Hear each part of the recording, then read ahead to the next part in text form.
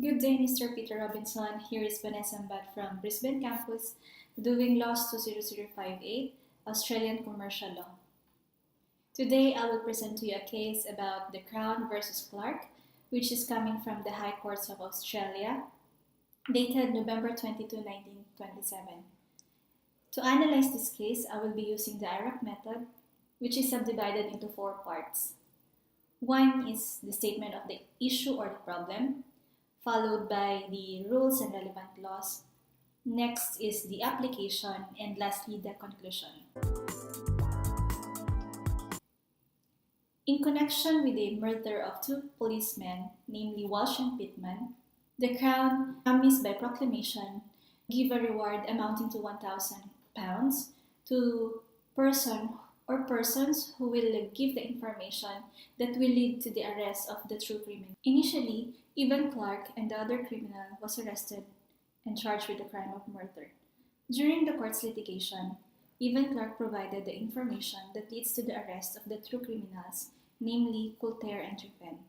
According to him, upon the delivery of the required information, he is not thinking about the reward. His main concern is to clear himself from the false charge of murder against him. After some time, he is claiming that he is entitled for the reward as he provided the information. The issue or problem in this case is whether Evan Clark is entitled for the reward, which is £1,000, as promised by the Crown, made through the proclamation. The body of law that governed the resolution of this case is contract law, particularly agreement, which is an element to form a contract. Well, there are 3 elements of a contract: consent, consideration, and agreement. In here, I will focus on the agreement as it is helpful in resolution of the issue. So what is agreement? Actually, there are 2 things that must be present in agreement: an offer and an acceptance. So what is an offer? An offer is a commitment to do something in return for something to be done by the other person, while an acceptance is a commitment by the other party to what was offered. So to be considered an acceptance, the terms of the offer must be known to the offeree and must be relied upon when they are accepted. So here are the previous cases that can be referred to in order to resolve this issue. One is William versus Carwardine, which is main concern is how the contract was formed through an offer of a reward. It also raises question regarding the necessity of reliance in order to form a contract.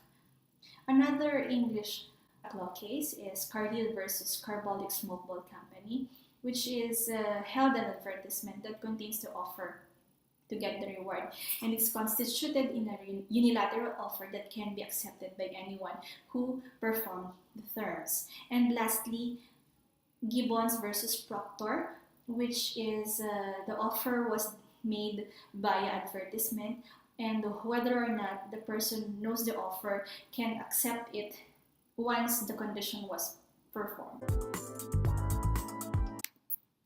Let's move on to application.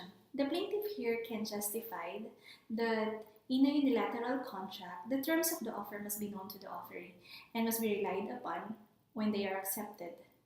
In here, Evan Clark is not acting upon the offer.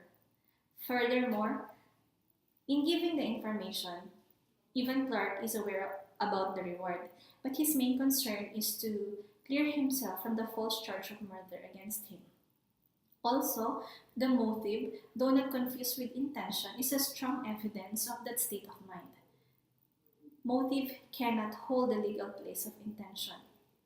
Thus, contract doesn't exist since in giving the information, his main purpose is to clear himself from the false charge of murder and not to accept the reward. Evan Clark as a defendant can argue this case in reference with previous cases like Williams versus Carwardine. In here, motive is immaterial. What is important is the performance done by Clark, which is giving the information that leads to the arrest of the true criminals. He can also use the case of Cargill versus Carbolic Smokeball Company, wherein in giving the information, he satisfied the condition on Crown's proclamation that constitute the acceptance of the offer. He can also use the previous case of Gibson versus Proctor, wherein the knowledge of the offer is not important if he completes the condition. In conclusion, even Clark had neither legal nor moral claim to the reward.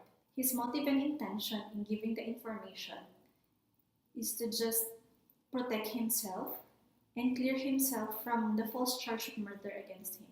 And he thinks only the reward after he was being acquitted from the false charge of murder against him. This case is important to Australian law of contract in such a way that it emphasizes the consistent preposition of reliance. Reliance of an offer is essential for the possibility of acceptance and therefore formation of the contract. That's all for now. Thank you for your time and have a lovely day.